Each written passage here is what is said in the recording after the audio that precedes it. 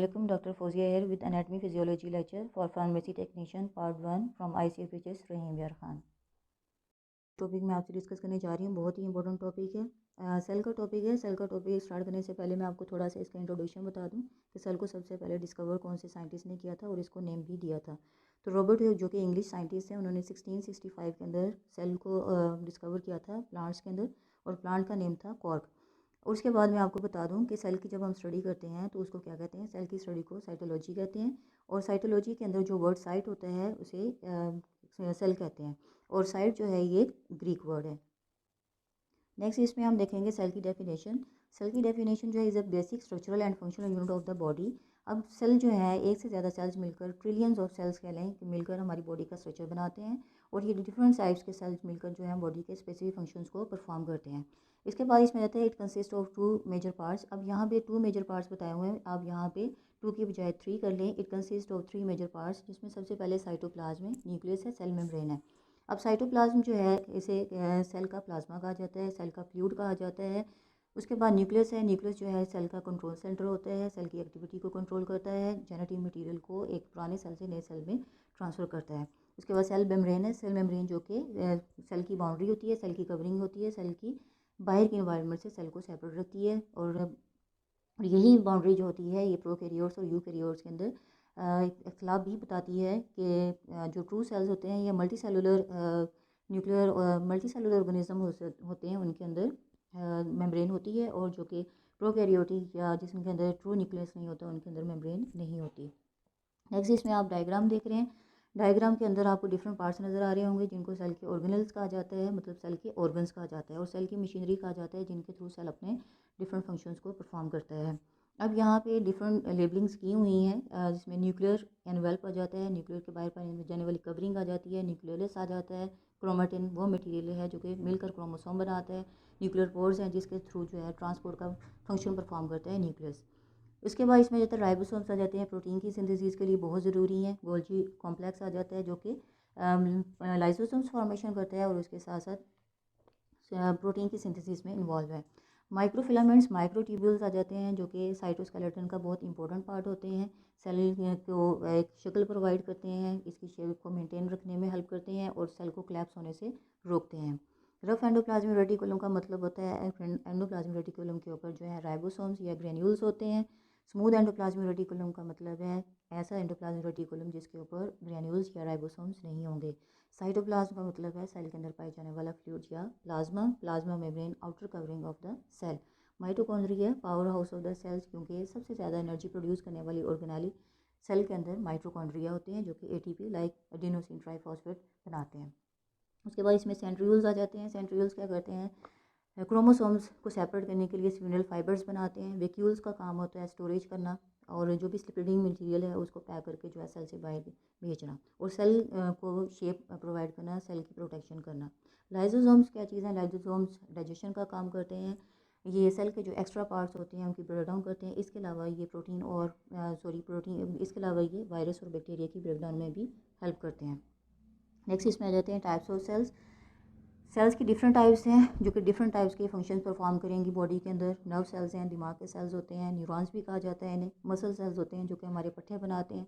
Connective sales होते हैं जो कि डिफरेंट सेल्स मिलकर कनेक्शंस बनाकर हमारे जिस्म का स्ट्रक्चर बनाते हैं। एग्जांपल इसमें आप कनेक्टिव सेल्स में कर सकते हैं, बोन्स की कर सकते हैं, और इसके अंदर जो है वो ब्लड की कर सकते हैं। इम्यून सेल्स होते हैं। इम्यून सेल्स हमारी क़ुव्वत मुदाफ़ा को बढ़ाने वाले सेल्स को कहा जाता है, ये WBCs होते हैं। लाइक इनमें हम इसको कहते हैं white blood cells. Blood cells होते हैं, ब्लड सेल्स में आ जाते हैं खून के अंदर पाए जाने वाले सेल्स जो कि वाइट ब्लड सेल्स होते हैं, रेड ब्लड सेल्स होते हैं, और प्लेटलेट्स होते हैं। नेक्स्ट हम इसमें सेल की कंपोजिशन देखेंगे, और सेल की कंपोजिशन में वाटर जो है वो 65 to 80% होता है।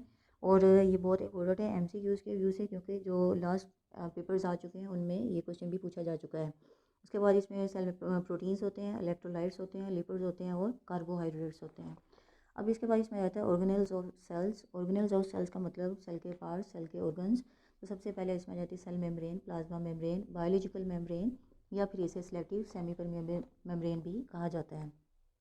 इसके इंट्रोडक्शन में लिखा हुआ है it is outer covering of cell, it is very thin in nature, about 8 to 10 nanometre. तो ये सेल की जो कवरिंग है ये इसकी उन्होंने साथ में बता दिया कि कितनी थिक होती है। 8 to 10 नैनोमीटर होती है और लाइट माइक्रोस्कोप के नीचे इसको देखा जाता है इसकी थिकनेस को। स्ट्रक्चर जो होता है इसका, it is lipid bilayer in nature in which carbohydrates are sandwiched and protein are also embedded in it. अब इसके सेल मेम्ब्रेन का स्ट्रक्चर बता रहे हैं कि सेल मेम्ब्रेन का जो स्ट्रक्चर है वो किन चीज़ों से या किन केमिकल सब्सटेंसेस से मिलकर बना हुआ है। तो सबसे पहले उन्होंने इसके स्ट्रक्चर में लिपिड बाइलेयर की बात की है। लिपिड बाइलेयर का मतलब है कि इसके अंदर लिपिड्स की 2 लेयर्स पाई जाती हैं। यहाँ पे बाई का मतलब है 2। इसके अलावा उन्होंने कहा है कि लिपिड बाइलेयर के अंदर और कौन सी चीज़ होती है जो कि सैंडविच होती है। तो इसमें कार्बोहाइड्रेट्स होते हैं, उनकी फिलिंग होती है लिपिड्स के अंदर, लिपिड्स बाइलेयर में, and proteins are also embedded, और इसके अंदर जो है प्रोटीन्स के मॉलिक्यूल्स भी पाए जाते हैं। उसके बाद हम इसके अगर डायग्राम देखें तो यहाँ पर लिखा है carbohydrates group of glycoproteins, carbohydrates group of glycolipids. अब कार्बोहाइड्रेट्स ग्रुप ऑफ ग्लाइकोप्रोटीन का मतलब ये है कि लिपिड्स बाइलेयर में कार्बोहाइड्रेट्स भी होते हैं और प्रोटीन्स भी होते हैं। अब वो कार्बोहाइड्रेट्स जो कि प्रोटीन के साथ कॉन्जुगेशन में होंगे उनको हम कहेंगे ग्लाइकोप्रोटीन्स, और वो कार्बोहाइड्रेट्स जो कि लिपिड्स के साथ कॉन्जुगेशन में होंगे उनको हम कहेंगे ग्लाइकोलिपिड्स। उसके बाद हम देखेंगे कि सेल की बाहर की सरफेस को कहते हैं extra cellular surface of the membrane, और जो इसकी इनर सरफेस होती है उसे कहा जाता है intra cellular surface of the membrane. यहाँ पे आप देख रहे होंगे कि दोनों लेयर्स को जो है वो अलग किया हुआ है और इसको स्प्लिट किया गया है। स्प्लिट का मतलब होता है दो चीज़ों को अलग करना, तोड़ देना। तो membrane splits into layers in freeze fraction electron microscope. उन्होंने कहा है कि अगर हमने मेम्ब्रेन की स्प्लिटिंग देखी है तो इसकी जो अंदर के स्ट्रक्चर देखा है वो किस माइक्रोस्कोप के थ्रू देखा है, वो फ्रीज फ्रैक्चर इलेक्ट्रॉन माइक्रोस्कोप के थ्रू ऑब्जर्व किया है। उसके बाद आप देखेंगे कि लिपिड्स के मॉलिक्यूल जो हैं उनके अंदर आपको थ्रेड लाइक स्ट्रक्चर्स नज़र आ रहे होंगे। वो किस चीज़ के हैं? कोलेस्ट्रॉल के हैं, क्योंकि मेम्ब्रेन जो होती है वो आउटर कवरिंग है सेल की, सेल को प्रोटेक्शन देती है। तो उसकी इंटेग्रिटी को बढ़ाने के लिए, उसकी सलाहियतों को बढ़ाने के लिए कोलेस्ट्रॉल की ज़रूरत होती है। सो लिपिड्स मॉलिक्यूल के दरमियान में कोलेस्ट्रॉल मॉलिक्यूल्स भी पाए जाते हैं। अब यहाँ पे स्ट्रक्चर आ जाता है, आप हेड और टेल देख रहे होंगे। यहाँ पे जो टेल्स हैं ये हाइड्रोकार्बन मतलब कार्बन और हाइड्रोजन की चेन्स होती हैं, अल्कलाइन चेन भी कहा, अल्कलाइड चेन कहा जाता है इन्हें।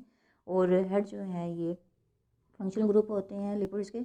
अब यहाँ पे जो टेल्स होंगी ये नॉन पोलर होंगी और हेड जो है ये पोलर होंगे। अब पोलर और नॉन पोलर का कॉन्सेप्ट क्या चीज़ है कि यहाँ पे जो टेल्स हैं ये हाइड्रोफोबिक होंगी और हेड जो है ये हाइड्रोफिलिक होंगे।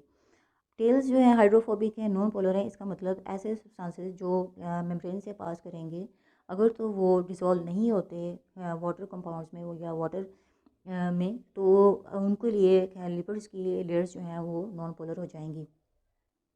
और उसके अलावा अगर हम बात करें हाइड्रोफिलिक की बात करें तो ऐसे कंपाउंड्स जो कि वाटर के अंदर सॉल्व हो जाएं या वाटर के अंदर डिसॉल्व हो जाएं और मेम्ब्रेन से पास कर जाएं, तो ऐसे सब्सटेंसेस के लिए हम कहते हैं पोलर, और इनके लिए हम वर्ड यूज़ करते हैं हाइड्रोफिलिक का। फिर इसमें रहती है, यहाँ पे उन्होंने बताई हुई है कि lipid tails form the interior layer of the membrane और phospholipid heads face the aqueous intracellular and extra cellular compartments.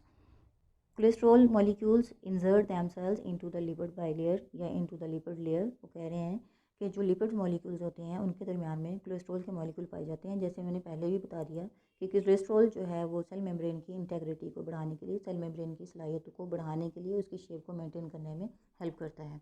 Next इसमें आ जाते हैं फंक्शंस आ जाते हैं। It provides the message of the water soluble substances.